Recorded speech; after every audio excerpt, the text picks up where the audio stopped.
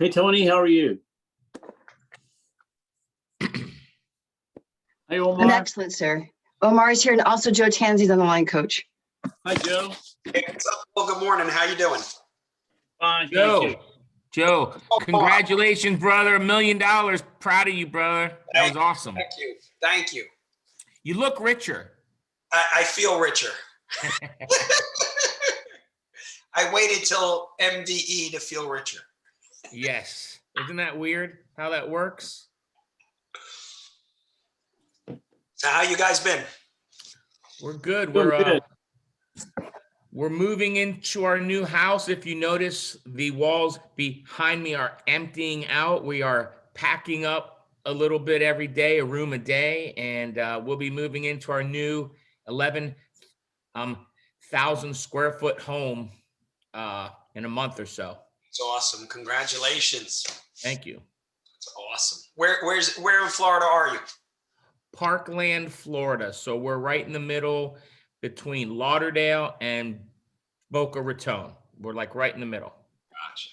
Which is where you want to be. Yes. Because you don't want to live in Lauderdale, too crazy, and Boca, too many old people. So you live in the middle and you can visit everybody. That's right. That's right. Well, Joe, glad to have you on. We're going to be talking, starting out with a PowerPoint. Kind of, you stimulated our thinking on negative beliefs. And so that's where we're going to start today. And then we're going to have you make comments maybe on your history of how you overcame the negative beliefs. And Omar, if we could also talk about any negative beliefs you had or you see people have, because we see a lot more negative beliefs in others than we ever saw in ourselves, but then we can relate. Yeah, I kind of was like that too. And so then we're going to go from there. But again, we don't, Joe, talk about our business, Primerica. This is all about making money, having money, accumulating money, the desire for money. So anything else, like Omar is very open about his financial situation and other people's financial situation in a good way. So we're trying to bring together a mindset because I believe that it's the thing that holds people back. Why aren't they double-digit recruiting? Because they're not money motivated. And why aren't they money motivated? Because they never made up their mind to be money motivated. And some people come here already money motivated already, don't they, Omar? And what have you seen, Omar, as we start out? What's the ideal kind of person that you think, if they have these attributes from a money standpoint, they're going to be more successful? What would those be? I mean, one of them is they got to want to make money. They have to want a great lifestyle. They got to want to do great things. I think too many people, recruits of ours, walk in with the attitude that, I'm okay.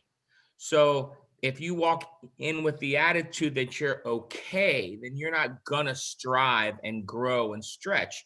You got to walk in with the attitude that I'm not okay, that there's a lot more to get. And, life will change if I'm ready to change with it. So when recruits walk in with that attitude, example, I got a new guy who he makes 180 grand a year, right? You would think most people would walk in, and if they were making 180 grand a year at their jobs, they would walk in with the attitude, I'm okay. His attitude is, I'm not okay. 180 grand isn't enough. And I hate my job and I want more. Man, when I heard that, Bill, that's music to my ears. That just motivates me to be like, this is a guy that I'm going to invest time into versus a guy that's making 50 grand a year, right? Driving a Honda, and he walks in thinking he's good. you know, he's good. Like that guy's got no chance unless he changes the way he thinks. So those are items I look at. You know, we're going to talk about the negative belief system, but one of the things I want to touch on today, Joe and Omar, are spousal income. When spouses work, is that good or bad? And what do you do when you have a spouse that works and the guy subconsciously or gal knows they got all their bills paid? And you know, and well, I think that's going to be an interesting thing towards the end. So we're going to talk about that. So everybody, we've got a special guest today, Joe Tansey, who just knocked it out of the park on Tuesday at our Century Club, and of course Omar and myself, and talking about Money Quest and how all of us are here to make money, have money, and accumulate money. Some of us, if they already accepted that and are working towards it, other people subconsciously are fighting it.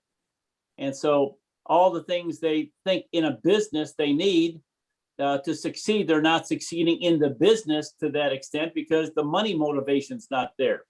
The purpose of all businesses is to earn money and have money. You see this in society where people would rather work for a nonprofit, well, because profits are bad.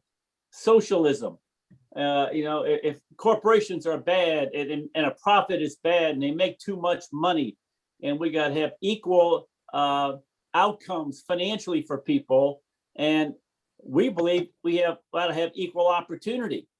Everyone should have the same opportunity. So we're going to start out with a laundry list of negative beliefs. Now remember, beliefs have consequences.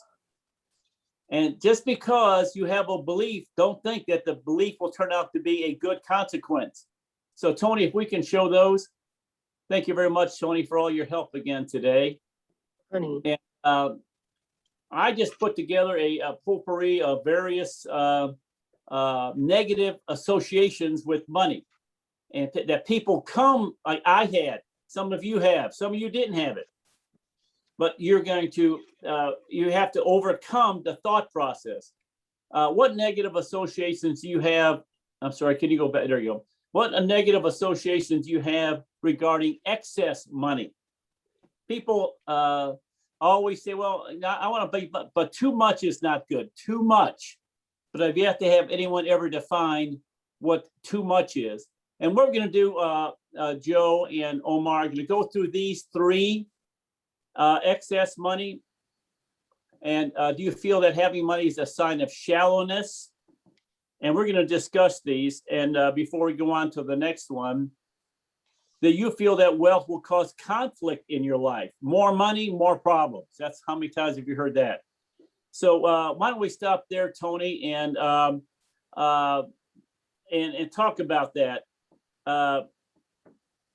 Let's start with you, Omar. Have you talked about the fact that excess money in your life has not been a problem, and you don't think it causes problems?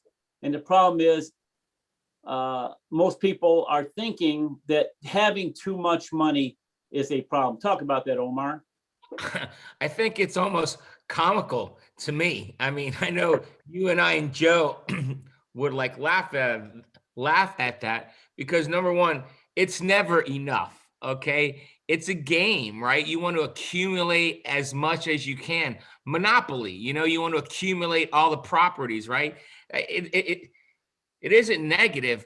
And when you hear more money, more problems, I would tell you the opposite. Okay.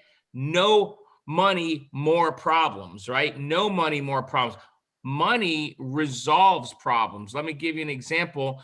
We are going this week to our charity event to raise money for our private Christian school. It's a once a year event. We probably raise $1 million in this one night, right?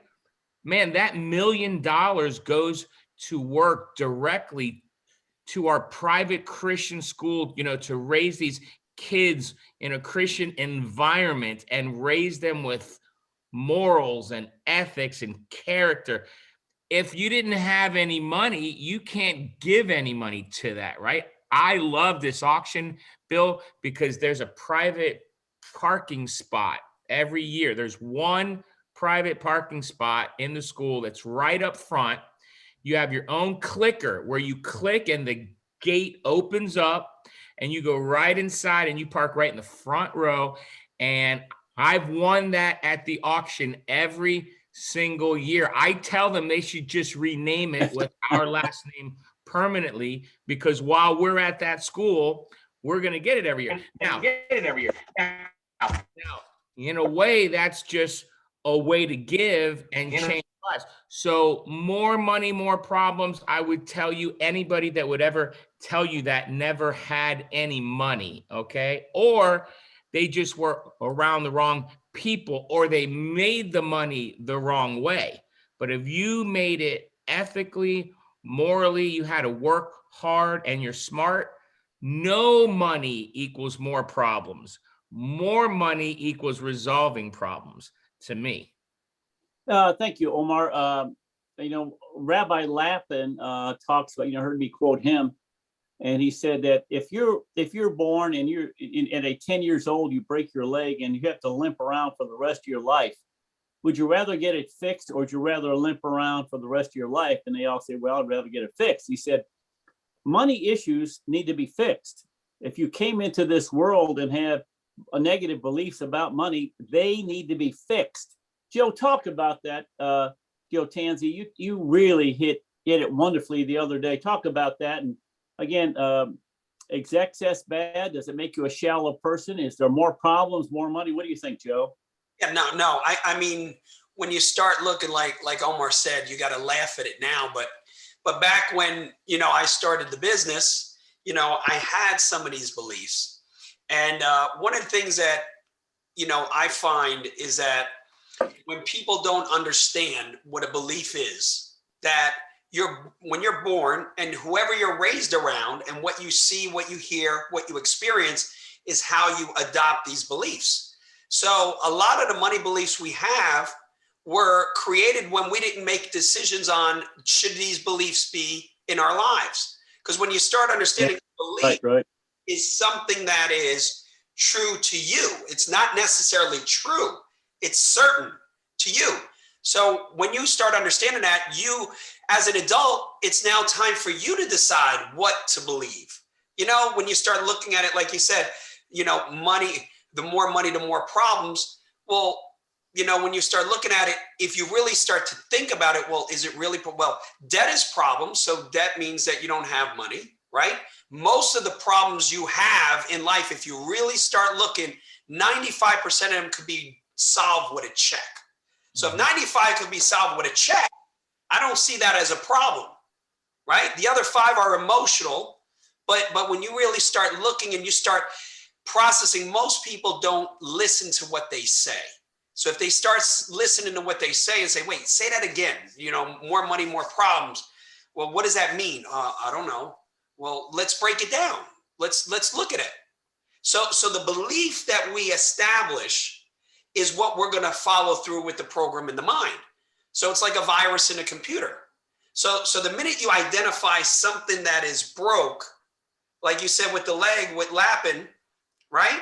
You got to fix it. And then once you fix it, you're going to see your whole life is going to change. Remember, your beliefs are thermostats, right? They control you. So if you have wrong money beliefs, the minute you surpass a goal or you get to a point where you feel uncomfortable, then that's where you come and you waste the money and you spend it. And it goes back to, and I would encourage everybody to, read the book because, Bill, I don't know how long ago, Thou Shalt Prosper and the Business Secrets of the Bible. When you start reading that stuff and you start getting into it, you start challenging the beliefs that you have. Well, Omar, thank you very much. That's, again, I love it. It's like a virus in your computer. It's a virus in your mind that needs to be eradicated and denied. And again, just because our families had beliefs that doesn't mean they're valid. Correct. And we're taking on our shoulders beliefs poured into us, and we got to unload that baggage. Omar, talk about this for a second. Thank you, Joe. And how money is a sign of shallowness. And you hear people say this, you're just in it for the money. And one of my favorite ones is they love to label anything that they don't want to be, they label, so that makes them feel better about themselves. They're just greedy. When you ever hear the word, someone said they're greedy, what they're really saying is, I don't want to work hard. I don't want to work long. I want to label those people so people will look at me better. So talk about that, Omar, and how the money, desire to make money does not indicate you're a shallow person, and that's all you think about. Well, I remember when I was growing up, I was driving with my dad, and we're at a red light, and there's this young guy driving a Rolls Royce. My dad told me that guy's a drug dealer. For sure, he's a drug dealer, right? And I'm like thinking, now I'm probably 8 years old, 9 years old, right? I mean, I don't even know why he's even using the word drugs to an 8-year-old child, but okay.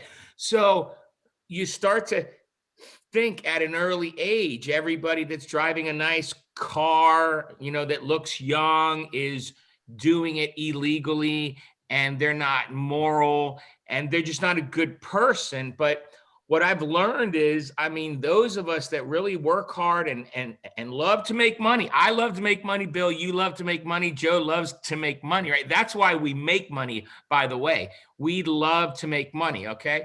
Those of us that love to make money, we're not in love with the money. We're in love with what we're able to do with the money, the people we're able to help, the lives we're able to change, including our own life, okay? My wife, my kids, my parents, but my housekeeper, my office manager, my church, my private school, my neighborhood, all those things, right? So the whole concept of relating making money to a negative tone is usually a person.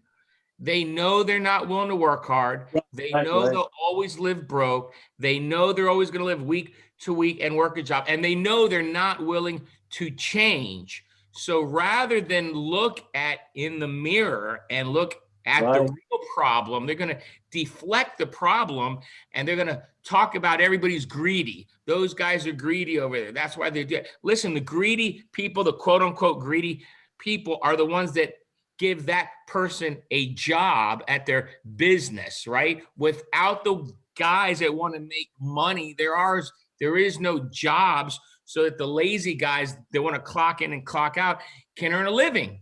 All right. You got to understand these things, man. We're trained that way our whole lives, Bill. And this really kind of infuriates me. But our whole lives, we're trained to go to school, get good grades, so you can go to college, you can get a good job, right? And good job's kind of an oxymoron, like jumbo shrimp, right? There ain't nothing good about having a job, right? So, I mean, I don't know. Guys, we're so brainwashed our whole lives. My dad used to tell me, money doesn't grow on trees, right? Well, guess what it does? There's a Primerica tree right out in my yard that pays me 120 grand a month, right? And it grows, and all you have to do is water it a little bit every once in a while, and it keeps producing, right? So that was a lie. Money does grow on trees as long as you've got the right tree, Oh, well, I love it, Omar. Thank you very much. That's why I love talking to you. This is very healthy. I love Joe's terminology. It's getting the viruses out, and it's also changing the thermostats. Joe, talk about that and maybe some of your beliefs growing up. I know my dad hated rich people, hated them. And because he's from the old school, the Depression, and politicians want you to hate rich people. Yet, because the more you hate rich people, the richer they get. I hate politicians that just try to downplay rich people yet all of them are worth hundreds of millions. And that's their game they play. Joe, talk about that. And especially, I'm sure, being from New York, you've got a lot of that coming in, and you had to dissect that and decide what beliefs you're gonna accept or not accept. Talk about that, Joe. Absolutely. And you look, every movie portrays Right. people as the villain and the bad guy, and the broke person is the hero. And so society is programming us to look that way, when in fact all the people that own the movie studios are rich, right? So you have to really peel back the onion and pay attention and start looking. But as it goes back to, the beliefs you have and who you hang around. So the thing that I always looked at was, I knew I wanted to be wealthy, right? I knew I wanted to be wealthy. I knew being broke sucked. I saw that firsthand. So I always looked for some way to do something better. That's why I went to school for finance. I was going to go to school, might as well go for something that I like. And I wanted to find out why rich people were rich. That's the reason why I went to college and I got a finance degree. I wanted to know why rich people were rich.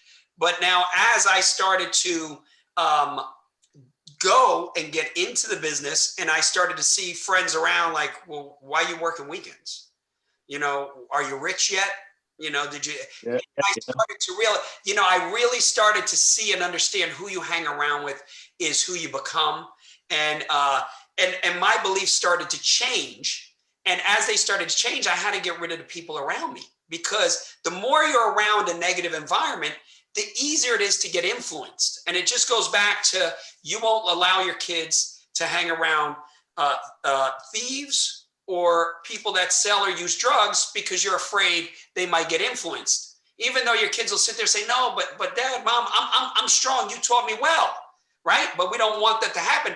Well, you start hanging around broke people who have a broke mentality, and really their inside is broke. Because when you start reading the books and you start doing the research, you start understanding that God created business to join people, And when you're not joined together and you isolate and separate yourself, depression, problems, issues come. Right. It's there. But when you start understanding what business is about, it's to connect. For example, we have almost 500 people here. We're connecting. We're sharing ideas and thoughts that could better our lives. But broke people don't do this. I don't see a broke seminar. A broke seminar on how to stay broke and do all this stuff. It doesn't happen. So I think through the phases of your life, you have to make a decision that, I'm not going to follow the herd.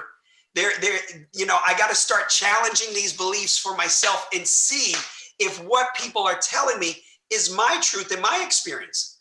Are all rich people bad? Or all this? Okay, no, I didn't experience that. So why don't we go through? Because remember, if I believe that rich people are bad, I will never, ever become wealthy. I will never become wealthy. Another great book is The Secrets of the Millionaire Mind. And he gave an example of a guy in there who was making about $800,000 a year. And his mom always used to tell him that rich people are bad people. Now, this guy was making 800 grand. He had no money saved. He went to the seminar, found out, oh my God, I didn't realize that the reason I don't keep the money is because I want my mom to love me. And if I'm rich, then that means my mom ain't gonna love me. So when he went to his mom and told his mom that, you know what his mom said? Oh, honey, baby, I know you're not bad. It's not you, it's everybody else. The minute he got rid of that, he started to accumulate wealth. See, what happens is when you start making money, if you don't have the right beliefs, you waste it. Credit card debt, this, that. Come on, we're in the world of consumption now. When you watch TV and they say, hey, the economy ain't going good. Why? Because people are saving their money. It's like, what? How do you? They want people to spend their money on stupid stuff. So it comes down to you making a decision, start identifying and writing down. And Bill, these are great beliefs that we got to challenge. Most of the time, we don't challenge them. We don't even think about them. They're unconscious, like our breathing. We don't think about breathing. Joe, you did something brilliant on Tuesday. You talked about how people who have money they didn't earn by working feel there's something going on where they got to get rid of it. Yeah. And, talk about that, because that is brilliant. Yeah. No, and you know what? When you really start looking, people who win the lottery or get inheritances or even get death claims. I've experienced where I sat with families and they bought they have the life insurance because they understand the needs. But then when the person dies and we go deliver the death claim, they look at that check. I don't want to touch that check. I don't want that, because to them it equals that the person died, or they're exchanging money for that. And the next thing you know, the cousin, the friend, you come back a week later. Oh, I gave 20,000 to my cousin. I gave 40,000 my friend, and now they're gonna lose the house. Kids ain't going to college, and you look at that and you start saying, "What the heck happened?" Or you sit with somebody who their parent died and they got an inheritance from an IRA. I did one of those last year, about $800,000, and then you hear the husband saying, "It doesn't matter. It's found money." That's what, if you heard found money. No, somebody worked hard to save this money to give to you, but because you have the wrong belief, squander it. Next thing you know, Bill, we wanted to take some money out for a car. Well, you had 2 cars. What do you need another car for? Well, we were thinking about, a place down the shore. We really wanted a place down the shore. And the next thing you know, all the money's coming out of the account. But it's because, again, wrong money beliefs, and they didn't earn the money. Think about it. When you don't earn something, you don't value it. That's why in our bit, it's called an earned promotion. You got to earn it. It's like, well, Joe, you ever get this, Omar? Well, you could afford it. You could afford it. Yeah, because you didn't earn it. Well, why wouldn't you go buy that? Well, because I don't need it. I don't want it. I earned my money. I value it. But for them, they didn't earn it. They're going to spend your money left and right.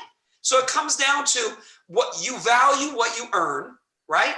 And when you have the right beliefs, you're gonna take upon what you have and multiply. Look, they did the research on all lottery winners. Not only are they worse off than they were before they won the money, they're depressed, alcoholics, drug, all that stuff. And why is that? So that's where they start pointing. See, money's bad. See, yeah, but you didn't earn it. Well, how many houses can you have? You see these well, I bought 5 houses, cash. I got it. 5 jet skis. They're all different colors. It's like, look, Omar, I wouldn't do that. You wouldn't do that. Bill, you wouldn't do that. Why? Because we worked for our money. We value it. It's not frivolous. So you see that a lot. When you didn't work for something, you don't value it. And then what happens is it's gone. And then what happens after it's gone? You sit there and you dwell on, oh my God, I had this, I could have been this, I could have did that, and then the depression keeps going worse and worse and worse. Well, I think that goes back to your thermostat. Yep. The thermostat is set, and they have to get rid of the money to bring us back to the thermostat. Tony, let's go with the next slide, please. Will it ruin some of your friendships? Would having too much money mean too much responsibility? Whatever it is, you must find what has held you back from financial independence, and you must consciously decide to change this belief. I love what Joe said, get rid of the virus.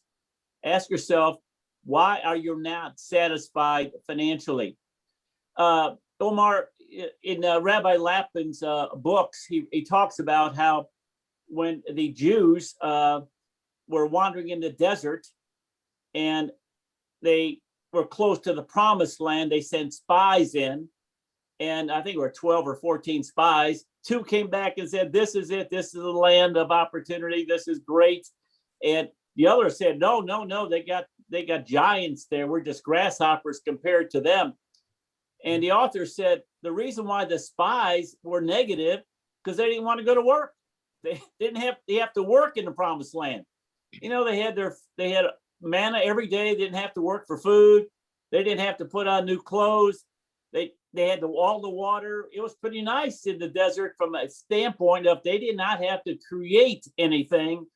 They just have to sit and exist. Omar, talk about that and how a lot of people get negative and have negative beliefs because they don't want to take the responsibility to personal responsibility to make wealth happen in their life. They're waiting for the government to do it, their parents to get rich, something, or my husband will get a better job. Talk about that, Omar. I mean, I can't tell you the number of times that I've went out on an F&A appointment, and when we're doing their F&A, they got nothing, and they're going, but we have a trust account that our parents are going to leave us, right? And so I asked them, well, where's a trust account? Because if it's a legit trust account, you should know where it is. You should know where it's managed, because if there's a trust account out there, let's look at growing that so that when you do get it, that it's a lot more. There ain't no trust account. They're delusional. I mean, people are freaking delusional, Bill. You know that. I know that. I mean, they think they're going to retire. They're going to eat cat food when they're 80 years old. They're going to live under a bridge, Bill. I'm telling you, people are just lost. They go get a brand new car, BMW, right? You know what BMW means, right? It means broke man working to make that monthly payment, right? That's what that means, right? Broke man working to make that monthly payment, right? It's unbelievable. Listen, this whole idea that it'll ruin your relationships, I would tell you it's the opposite. I've grown tremendous relationships with you, Bill, Hector, Keith Otto, Joe Tansey, Christian David, Bobby Boyson. I mean, the list goes on and on and on. Glenn Williams, John Addison, Rick Williams.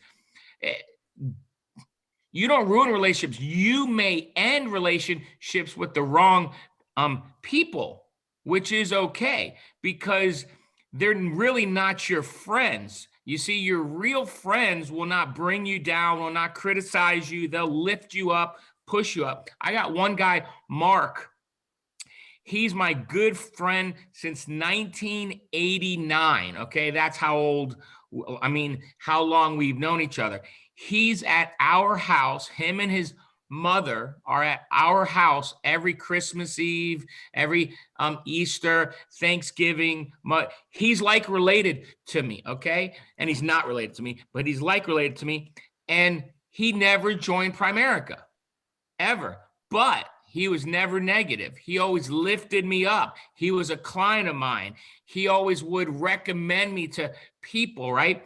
And you know, the craziest thing is, I mean, after all these years, in January, he said, Omar, you know what? I'm ready to go to work with you. I mean, I almost dropped on the floor. I couldn't believe it, right? Because if you know Mark, right, this is out of his comfort zone. And I asked him the other day, what happened? What caused you to make that change, which is awesome. I can't wait. He's almost licensed. When he's licensed, we're going to be rocking and rolling with him. But he told me, Omar, all the stuff that I've been hearing you talk about for 25 years plus, about your job's going to screw you over. You could give it all you got, but at the end of the day, you're an employee. And he goes, I lived it. I used to think that if I worked the job and I like really gave it my all, that I would get rewarded. And it's, 29 years of working his rear end. And listen, he's one of the greatest employees you'd ever have. Loyal, hardworking, never cheats on his hours. I mean, just a great guy. It's just not structured that way in the world. No matter how great you are, at the end of the day, you're a liability on their balance sheet. You're a liability, right? You're a negative outflow on their income statement. So at the end of the day, they're going to pay you just enough money to live, but not enough money to live. But that's not evil. That's the way it is. We live in America. You could go out and create your own income statement, your own balance sheet, grow your own, business where there's no limits on your income. So it is not ruin relationships. It is strengthened relationships that were real, and it's grown new relationships that are amazing where we stretch each other and go. Like the other day, Bill, you and I were on the line for an hour. When I hung up, I said, wow, we were on for an hour. I mean, who gets to talk like we did, Bill, for an hour about what we talked about for an hour? Now, I know everybody's wondering, what'd you talk about? Guess what we talked about? Money. Right? How to make it, why it's good, right? That's what we do. We love it. You know, you gotta change your attitude. You know what this once a month Zoom is? This is like the COVID vaccination, only it's the poverty vaccination. It's the broke-minded vaccination. Once a month, you need an injection of O&O so that you can go on in life. You know, I'm sorry I'm rambling on, but I'm pretty jacked up right now. Well, you should be. Thank you, Omar. Joe, there's a politician in your part of the world who's worth $2 million and has never had a job outside of being a politician, that said these rich people, the kind of money they have is immoral. He's making value statements on these people that came in and gave their life savings and gave 20, 30 years of their life. And yeah, it worked well. They bring a lot of value. Every one of us on this call have used their products and we're grateful for it, especially during COVID. But Joe, talk about that and how we've got to overcome all the newspapers, and he's greedy and he's a typical rich guy, the movies, our parents, books we read, shows we see, politicians all galore, especially educators, people in the professors, and how they're brainwashing our kids just to be average and ordinary and just make a living, exist, because that's all they want. Talk about that, Joe, and how do you overcome that? Well, you know, it's always going to be there. I think one of the things is that you got to understand the fight is always going to be there. There's always two forces. Either they want you to be broke or you're going to be on the rich side with the mindset. But you got to understand, as a person, you got to make your own choices. You got to do your own research. You got to do that. And I remember when my son went to, I don't know, he might have been in fourth grade, whatever.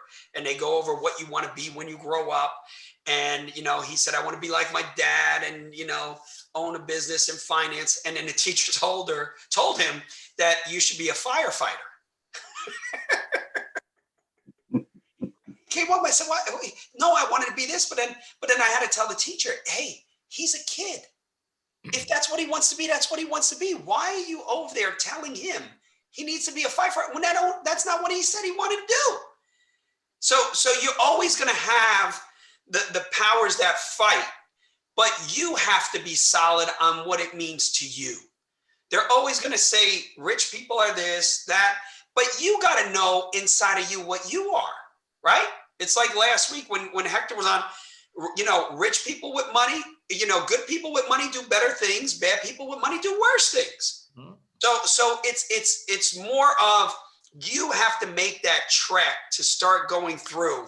And when it comes down to room relationships, actually, I think it exposes bad relationships, you know, because then you start seeing people that are taking advantage of you. Right? We all know from high school, you know, oh, that person's taking advantage of you. And then that's your first taste when people, you know, when you first get a car and then everybody else don't have a car and they're like calling you and it's like, why are they calling me now? And then you figure it out, right? And then you know, maybe you got a job and then you go out, you know, it's like, hey man, we're going to go to the club. And it's like, but you know, Billy and Johnny don't have the money. We were wondering if, and then you're like, yeah, no, come on. And then you get in the club and then you go see them buying drinks at the bar. And you're like, I thought they didn't have money. So it's not later on in life. You see it as you grow up. You see how people act and are. And you don't even have a lot of money. But it comes down to you making that decision, you identifying what are the beliefs that are holding you back. And it's also about your values. Man, I don't care if somebody says, hey, you're stingy there. Come on, Bill, you know, Omar, in the base shop, they would just come in the base shop, automatically look at me and say, this guy's stingy. He's greedy, wealthy. And they don't even know me. They don't even know me. Hey, why are you helping him? What do you mean, why am I helping him? Well, why are you helping him? Well, what? And you get the mindset. So what happens is you can't convert those people. I think the challenge is that you're trying to get somebody who thinks that way to think the way you want them to think, which is a different way. You're not. You got to find somebody who's already like, Joe, I feel uncomfortable around people like that. Then that's the person that you want to help, right? You can't help somebody who has a negative stinking thinking that is negative about money, greedy, this, that, and the other. You have to instead, you got to separate from them and get a look. And you guys know, throughout the years, we've all had cliques that we separated from as our mindset changed and we moved on to the next one. And it's going to continue that way because as we progress and we get smarter and we change our beliefs, we're going to associate with people who are like us,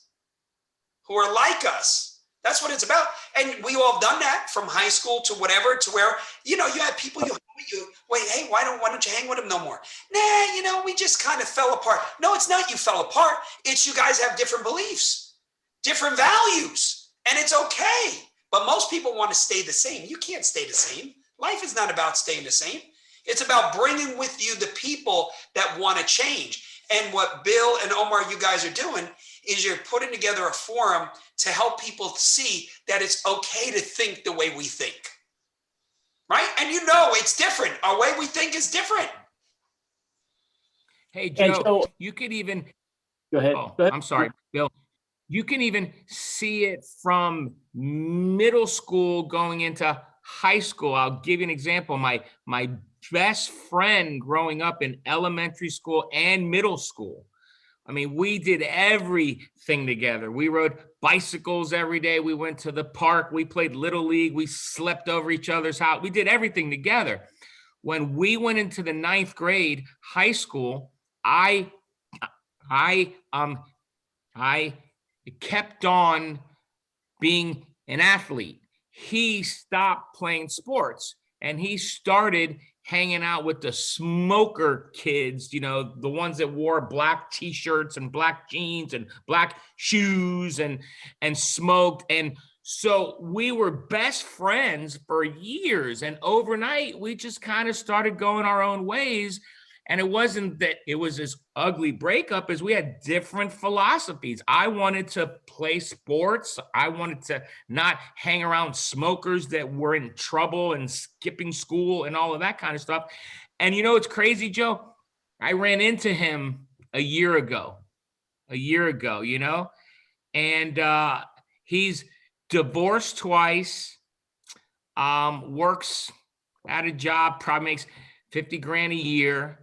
And when he was asking me what you do, I was almost embarrassed. I wasn't embarrassed, me, but I was almost embarrassed to tell him how great my life is, right?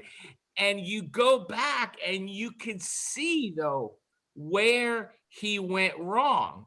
And so money is the exact thing. It's just a choice. I chose the athletics route. He chose the smoking route, right? You can choose the I'm going to get wealthy route, or you could choose the I'm going to remain like everybody else route, right? And you're going to grow apart. And that's okay, because you know what? When you lose the other ones or you leave the other ones, you're going to gain a whole new group of people that you click with. And it's not even only in Primerica. Where I live, it's a pretty affluent place. And I have great relationships with people that are not in Primerica, but they got the exact same mentality. Right. They own their own law firm. Like my one buddy, Billy, right? He owns his own law firm, right? He overrides lawyers, right? He's in the override business just like we are, right? Every lawyer he hires, right? And there's an hourly rate that the lawyer makes, but there's an hourly rate that the client pays. And there's an override structure there. And he's the NSD of the office, right? I got another buddy up the street, Matt. He's a doctor, but he's not a doctor as an employee. He owns his own practice. I got another lady, Gail. Almost everybody that lives, here's a hint. Here's a huge, huge hint. almost everybody that lives on our block is an owner of a business, and we all have the exact mentality. The only guy that's not an owner of a business, and I don't watch hockey, so I didn't know who he was for years, is Roberto Luongo, who's a world class, won the cup, the Stanley Cup All-Star. He's made $120 million playing hockey. But he's the only guy that's not an owner of a business. But you know what? His mentality's like ours too.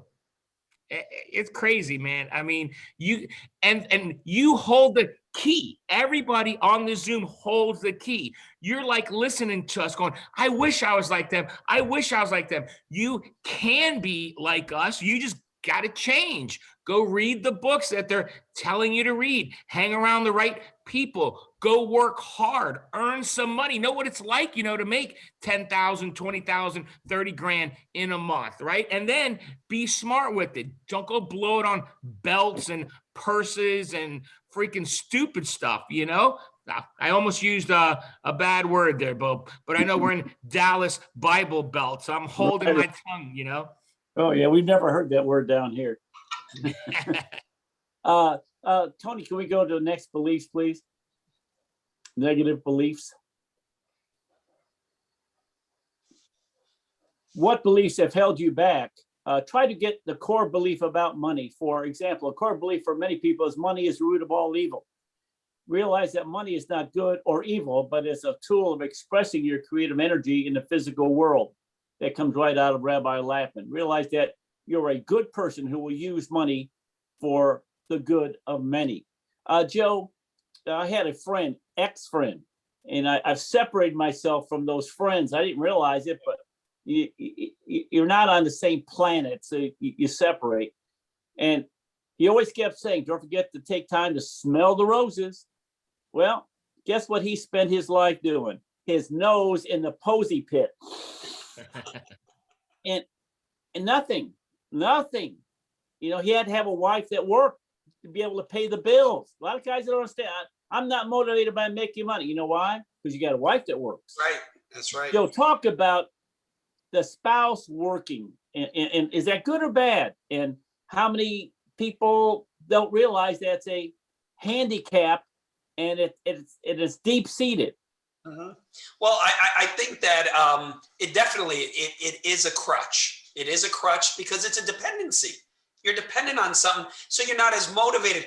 For me, when I got going into business, Martine had a job, and she's like, "You do your thing, I do my thing." But in my head, I was like, "If you're going to be my wife, you ain't going to be working for somebody else. You're going to be working for our business, right?" And then I worked harder because I wanted her to get out of there. And then finally the time came where they did something to her, and I told her, just walk out. Just walk out. You don't need it. Walk out. And then she walked out. And I loved the responsibility.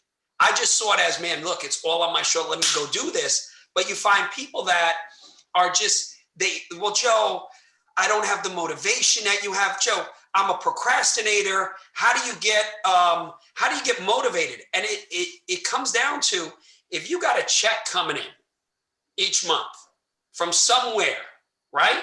Then and you're not motivated to go to work, you got to reassess that. I mean, are you selling out? I'll give you a perfect example. How many times you recruit somebody who is on disability, and you look at it, it's like $1,500 a month.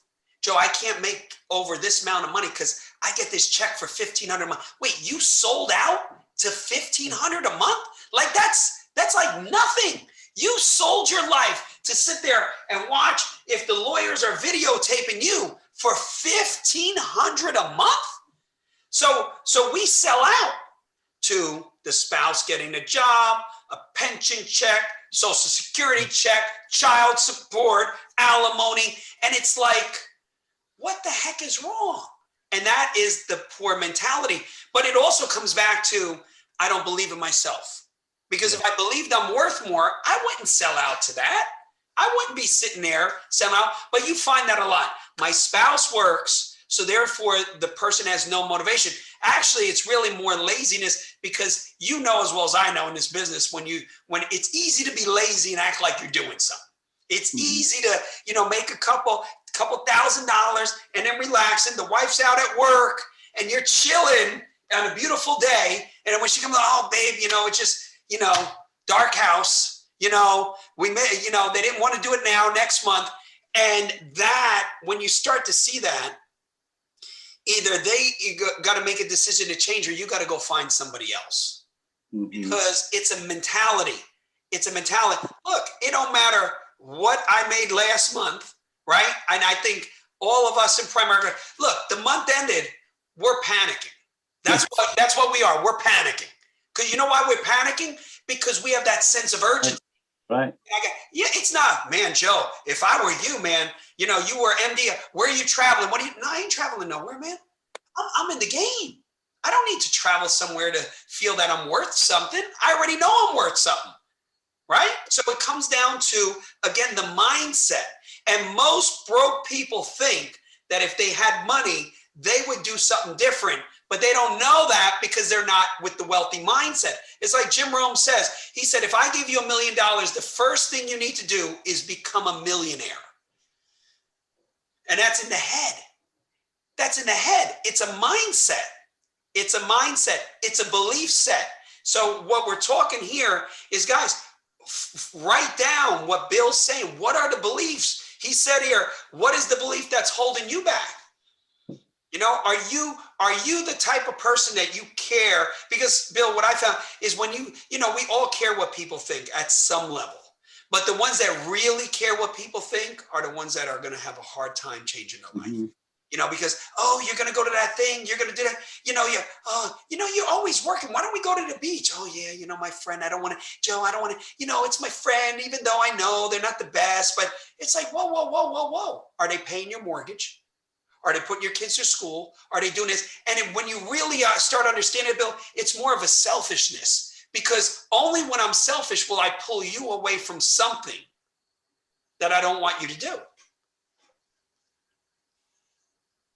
Yeah, because you want people to have your belief system, and they create all kinds of.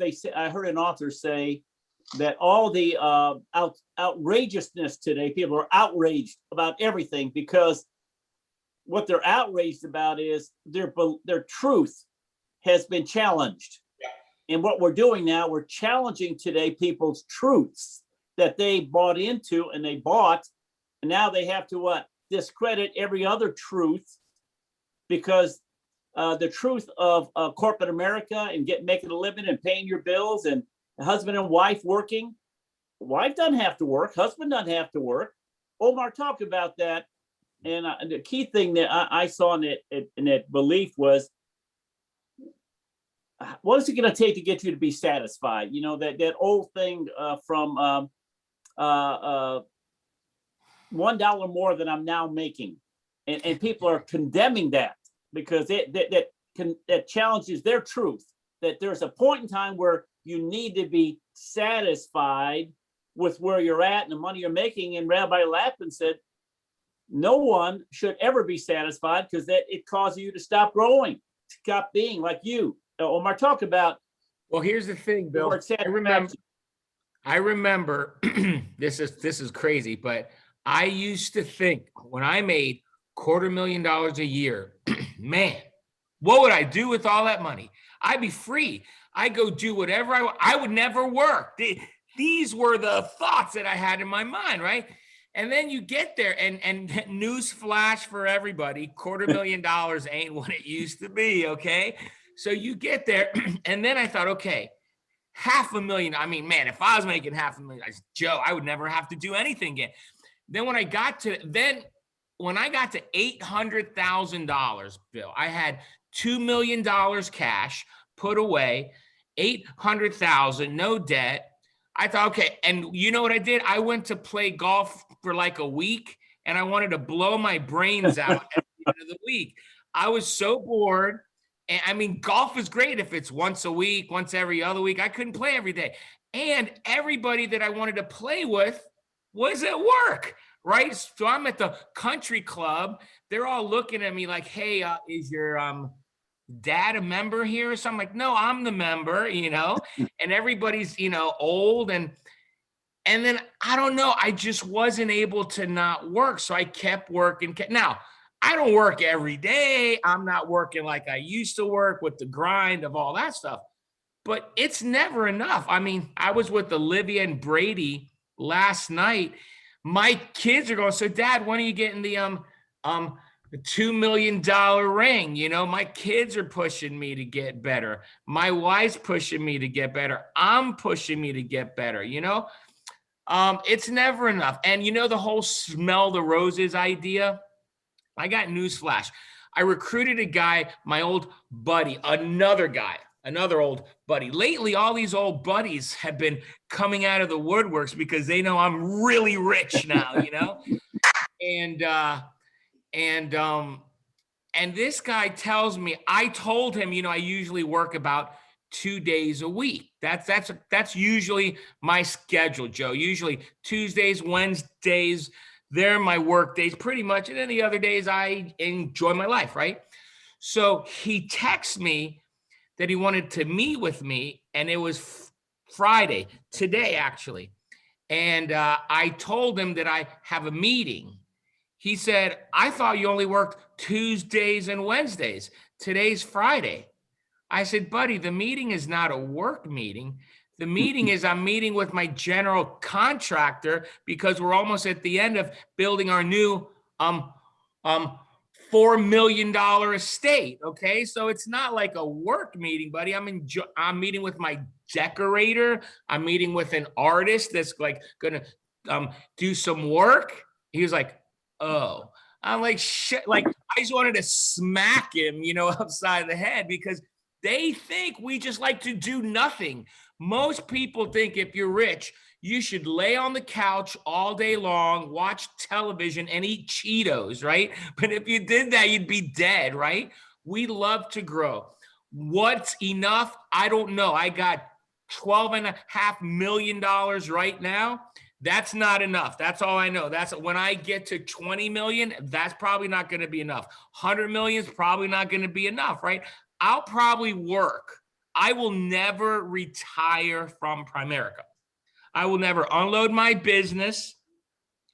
I might close my base shop down one day, but that's way off in the future, because I got a lot of goals, right? And if you're only working 2 days a week and you love what you do every day, why would you stop? Like this week, my 2 days, I closed a 191 grand investment. Then I closed a 100 grand investment.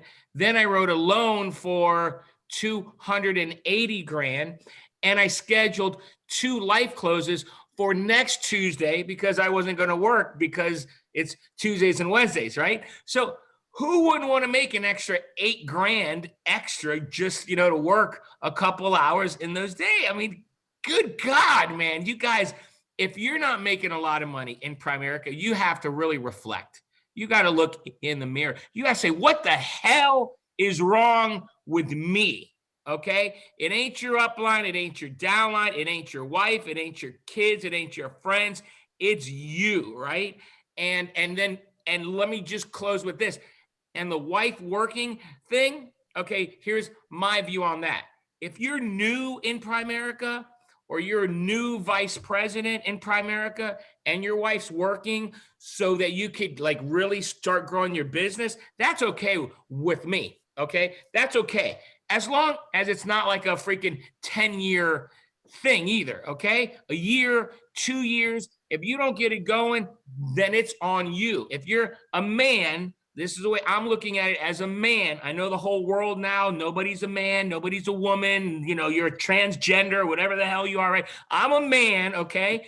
And I'll tell you this, I would never allow my wife to go work a job and prostitute herself out there working a job to get a paycheck where there's other men looking at her in ways that you know what I'm talking about, having imagination flowing about her and all the stuff that they could do right now.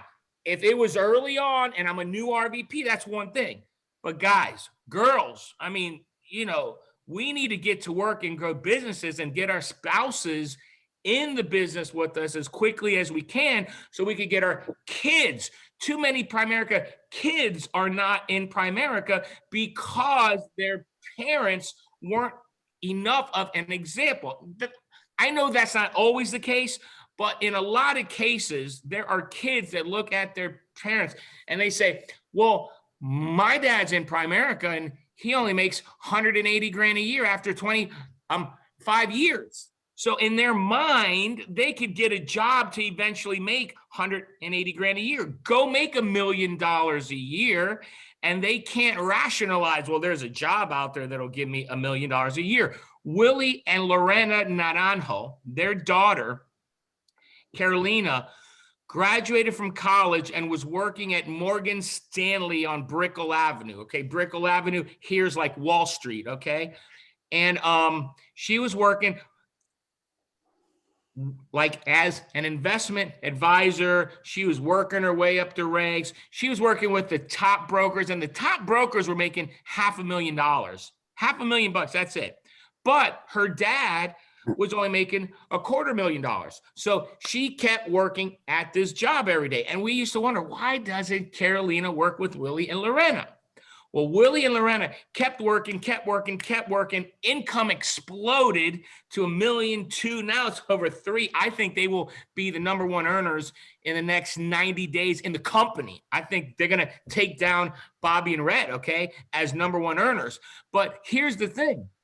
The minute they went to $1 million, their daughter quit her job and was like, wow, this is legit. She quit her job, came to work here, and now their daughter makes over 200 grand a year with them working in their business.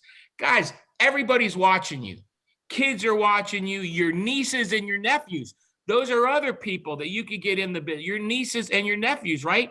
Because maybe their parents ain't going to do anything worth a damn, right? But you can be that example to not only get your spouses in and your kids in, but your nieces and nephews, and really get this. Could you imagine, Generation 8 Orender great-great-grandchildren in Primerica running the O&O Money Quest Zooms once a month? That'd be unbelievable.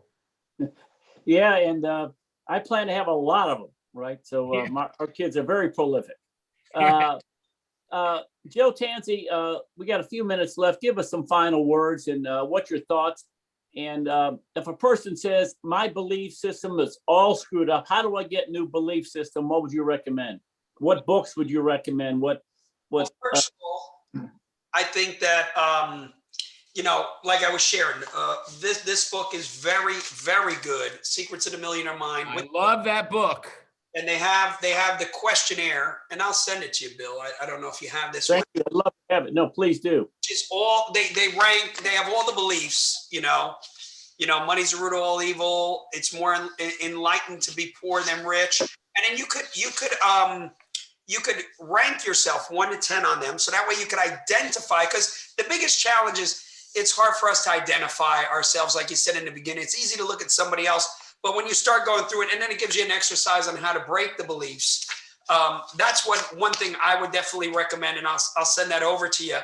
And then also, it's having goals. It's okay to make money. All the things you want for your family has to do with you making financial goals. You have to be money motivated, and it clicks over to the business side. Well, Joe, I don't need to make $1 million to be okay. I mean, you're telling me your belief right there. I don't have to be a builder to be okay. No, you have a belief issue with that. You could be a builder. You could be what you want to be. It's just you got to change your belief system.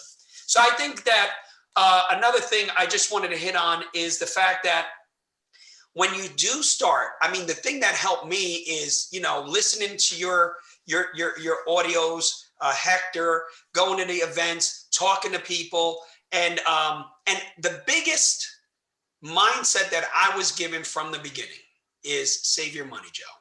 Save your money.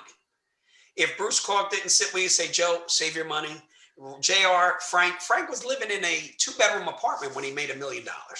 You know, so I was around people that didn't tell me go buy the big car. Go like if I bought something, they would get on my ass. Okay, they would get on my ass because that's not. But inside, you got to resolve that. Man, I want to look rich because I need to be looked at upon as, you know, this and that. You got to get rid of because that's the hollowness. You're doing it because that's who you are.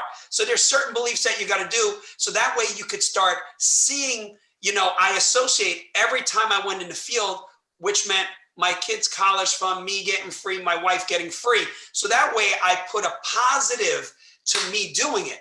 Most of the time they do the negative, right, Omar? My kids are upset when I leave the house to go on an appointment. They make me feel guilty. And then next thing you know, they sit home and then they watch TV. They don't even play with the kids. You know, you don't have enough energy to play with the kids, right? But that's the belief. And you got to understand that the reason you're going out is for the kids. And I always bring it back to this. So Bill, let me ask you a question. If your parents were wealthy, and they went out when you were young, and they went out when you were young, and you saw them leave, and you felt a little something. Would you be mad at them now if they were wealthy and they gave you a better opportunity in life? Oh No. Oh no, I wouldn't. Okay, so that's the same thing. See, we think a 3-year-old kid crying, that kid's gonna remember for the rest of his life. Like, oh my God, he doesn't want me to go. No, it's not that he don't want you to go. It's that you gotta understand. The kid later on is going to be mad. Wait, you mean you built me a business that I can own so I don't got to go work in corporate America? Hey, Daddy, what? I'm going over to Bill's house. He got a pool. We don't got it. Why don't we got a pool, Daddy? Well, because when you were a kid, you were crying when I went out and you wanted, for real, I don't remember any of that. How stupid does that sound? See, all this stuff is made up. And we got to start identifying what is going to help us to change our lives. Saving and accumulating wealth. There's plenty of time to spend your money, but now is not the time, right? Priorities. Think about it. Priorities. I was focused on making sure that no one could do this. Mm-hmm. And the more money you accumulate, the easier it is to make the right decisions, not the most popular decisions. Well, Joe, thank you very much. We're going to get back to you in a second. Omar, any final word, please? Well, number one, Joe did a great job today. So Joe, just amazing job. I think Primerica needs to highlight you a lot more than they do. So great job there, buddy. Thank you. You're welcome. You're welcome. And you know, read that book that Joe told you about. T. Harv Ekers, the author of it. I read that book, I don't know, 12, 13 years ago. And when I read it, it like had that much of an impact on me that I brought in all my leaders in the hierarchy and I required them. We were running this special elite group once a month. And pretty much I said, you're going to read this book and next month I'm going to give you a exam on it. And if you flunk the exam, you're out of the group. So everybody read the book and it really changed a lot of lives. So that is a great idea. That's the one book that I recommend all the time, as you guys know on the Zoom. I just think you have to want to. You know, you have to want to do it more than you want to not do it, right?